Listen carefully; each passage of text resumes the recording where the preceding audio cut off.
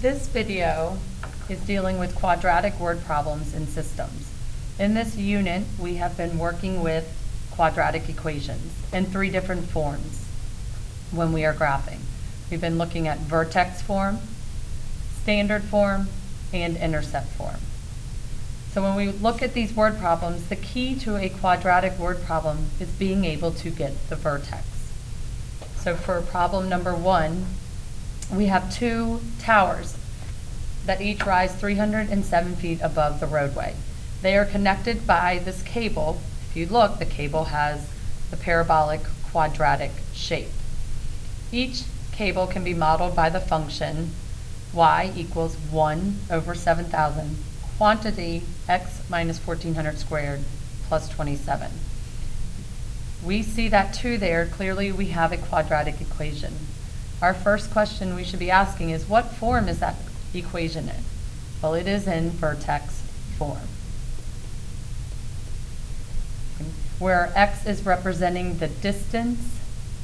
The distance is our x variable. So when we're looking at a quadratic equation for a word problem, we need to get the vertex.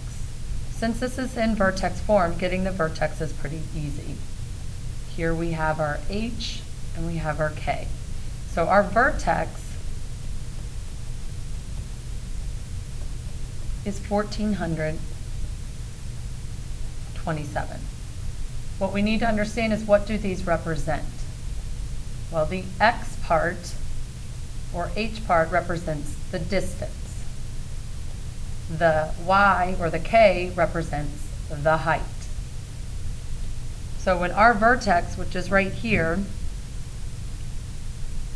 the distance from the tower to the vertex is 1,400. Since we want the distance from one tower to the other, and we know that a quadratic is symmetrical, if the distance from one tower to the vertex is 1,400, the distance from the vertex to the other tower has to be 1,400. So the total distance between the two towers would be 1,400 times 2, which would be 2,800 feet. Once again, the key to this was being able to get the vertex and what the parts of the vertex represent. So whenever we come across a quadratic word problem, we need to be able to get the vertex, no matter what form it's in. And we know that the h is going to represent the distance, and the k will be the height.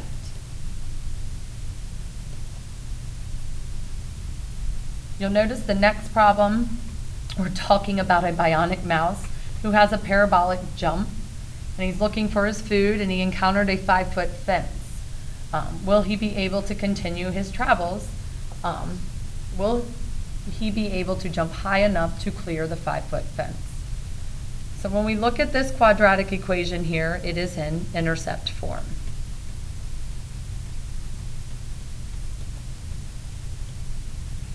Now, to get the vertex for a quadratic that's in intercept form, remember we take the two zeros and we divide by 2, so we find the average. So if we set negative 0.025x equal to 0, x will be 0. If we take the other factor, x minus 30, and we set it equal to 0, we get x to be 30. Then we can average these, and we get 15. All right, so remember, when we're talking about the vertex, that only gives me the h, the x. So in order to find the y, I need to plug this in.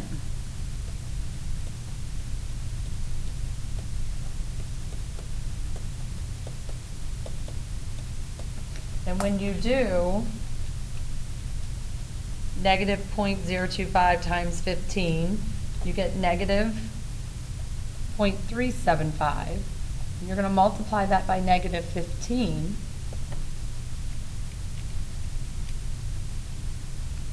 And you will get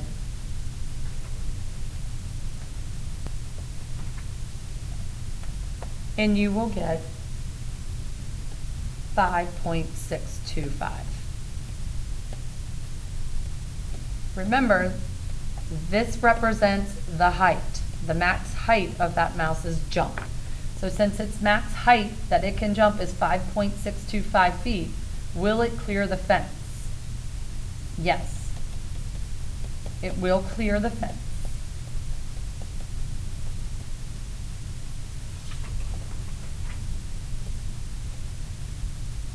Because its max height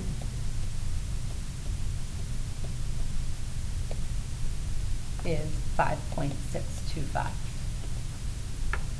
The third word problem, we're talking about a bottlenose dolphin jumping out of the water. Its path can be modeled by another quadratic equation. This quadratic equation is in standard form.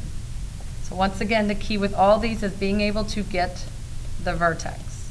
To get the vertex of a quadratic that's in standard form, we need to use negative b over 2a. So when we fill that in, we would have negative 2 over 2 times negative 0.2. And we get 5. So once again, that is the h or the x part. We need to plug this into the equation to get our k.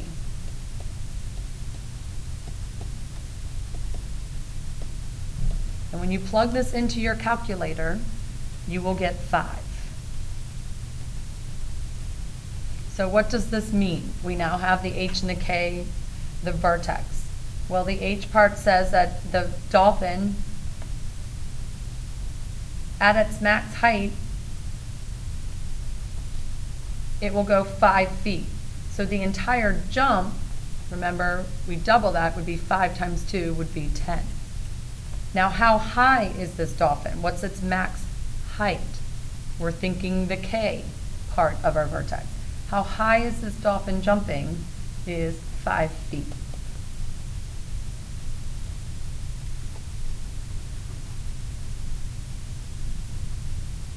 So once again, when you're doing a quadratic word problem, whether you're in vertex, intercept, or standard form, the key to these word problems is getting the vertex. And then understanding the vertex, the h or the x part will always be your distance. The k will be your height. The second part of the lesson is solving systems graphically. We're going to look at this 2 ways. The first 2 will be graphed already for you, and the second 2 we will be graphing ourselves. When you're asked to solve a system, you clearly see that you have 2 graphs on the coordinate plane. One is a quadratic and one is linear. When we want a solution to the system, we are looking to see what these 2 graphs have in common, and they intersect twice. Those intersection points are the solutions. And solutions are written as ordered pairs. So the first one would be 2, negative 3. And the second one would be negative 3, negative 8. When you look at number 2, there are 2 intersection points again. So they have 2 points in common. The first one being 2, 3. And the second one being negative 3, positive 8. When they are graphed for you, you are looking at the points they have in common. So their solutions are written as ordered pairs. What you don't want to make the mistake is see the word solution and start looking at your intercepts. When there's a single graph on the coordinate plane and we ask for the solutions, then yes, we are looking for your x-intercepts. But this is a different question because we're talking about a system, which means there's 2 graphs. And we are looking to see what points they have in common. So for number 3, we're going to graph, we have a quadratic equation and a linear equation. The quadratic equation is in intercept form. So we are going to find our vertex, which means we have to average our zeros. So my 0 here would be negative 1, and my 0 here would be negative 5. So I would do negative 1 plus negative 5 divided by 2, negative 6 divided by 2. So my x part, or my h, would be negative 3. In order to find the other piece of my vertex, I need to plug in. So I have negative 3 plus 1 negative 3 plus 5. So here we would have negative 2, here we would have positive 2. So it would be negative 4. When we go to graph something in intercept form, we plot the vertex, negative 3, negative 4. And then two other easy points would be the zeros. So we have one at negative 1, 0 and negative 5, 0. So then when we go to graph this,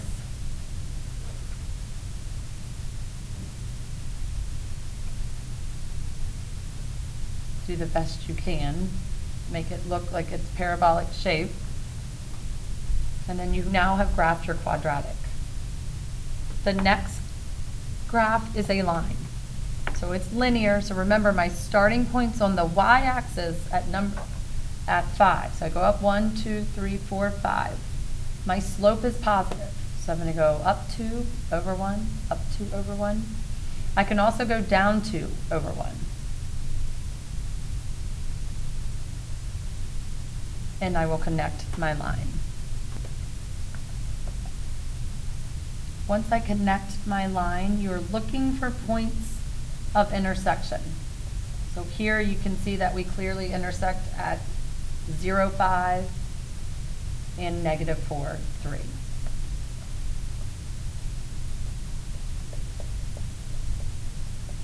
Once again, be careful. I am not including my individual intercepts for each graph. That is not part of a system. I'd like to show you now, too, that you can use your calculator to definitely check your answers.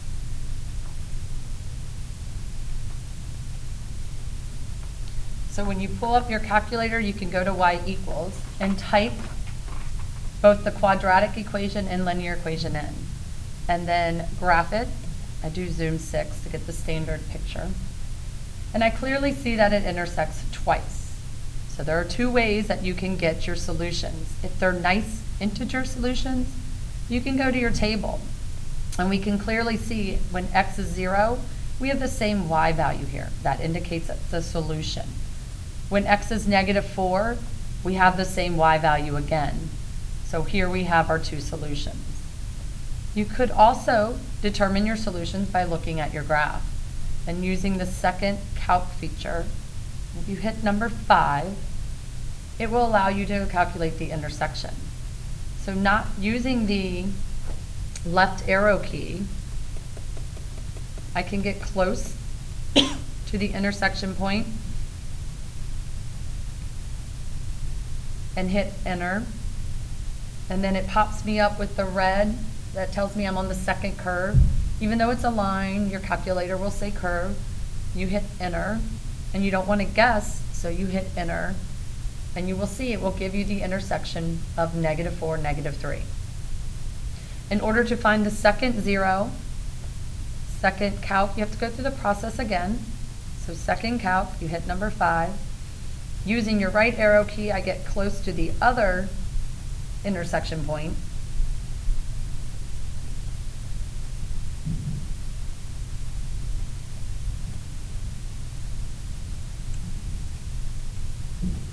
And I will hit enter. Once I hit enter, notice it pops up red, so I'm on my second curve. I'll hit enter again, and I don't want to guess, so I'll hit enter again. And I get 0, 5. Clearly I know if you look at the intersection, it looks like negative 1.16 e to the negative 13. That is 0. That's an indication that you have a really, really, really small number, and it's 0. Your calculator's doing the best it can to estimate. So don't let that confuse you.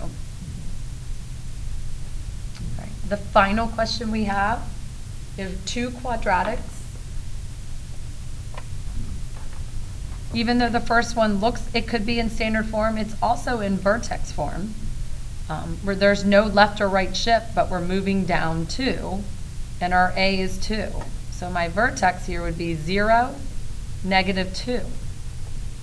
So if we do the parent table, 0, 1, 2, 0, 1, 4, knowing that my A value is 2, and I can multiply my y values by 2. So when I go to graph this, there is no left or right shift, so I move down 2. Now remember, if my A was 1, I could go over to the right and left and go up 1. But we're multiplying all of our y values by 2. So I'm going to go over, using my vertex as my starting point, I'm going to go over 1, up 2, and remember, there is symmetry. So if I go over a positive 1, I can go over negative 1, and there should be another point. From my vertex again, I go over 2, and I can go up 1, 2, 3, 4, 5, 6, 7, 8. And I could go over negative 2. And remember, there should be a matching point. So I will now sketch in my quadratic. The second quadratic, it's also in vertex form, a value of negative 1. My h is negative 3, and my k is 7. Once again, I'll do my same parent table. This time, my a value is negative 1. So that's going to flip my graph. So I will multiply all my y values by negative 1. So that when I go to graph, I go over negative 3, up 1, 2, 3, 4, 5, 6, 7. Using my vertex as my starting point, I'm going to go over 1, down 1. Whether I go over a positive or a negative, I'm going down 1. Then I'm going to go over 2 and go down 1, 2, 3, 4. I will go over 2 and go down 1, 2, 3, 4.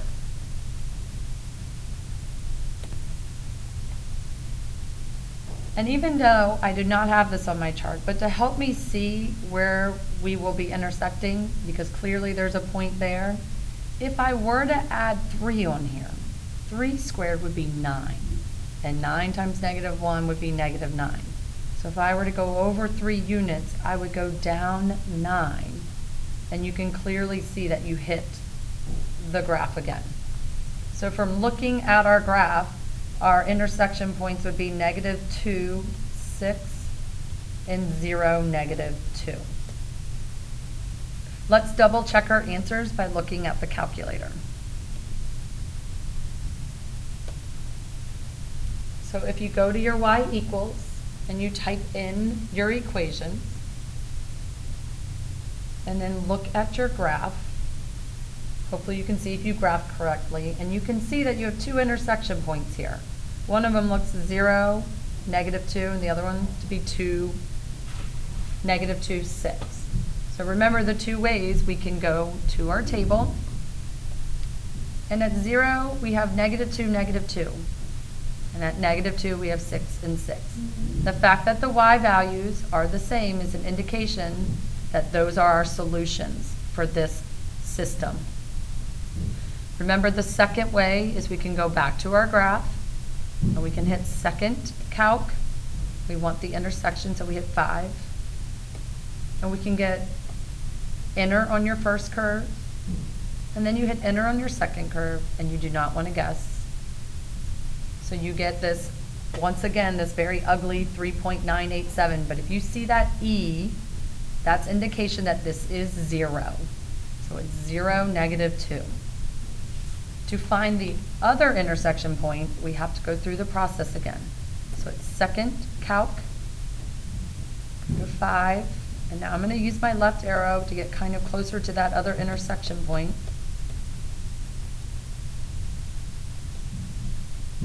I'm going to hit enter. Once I do that, it pops me to the second curve.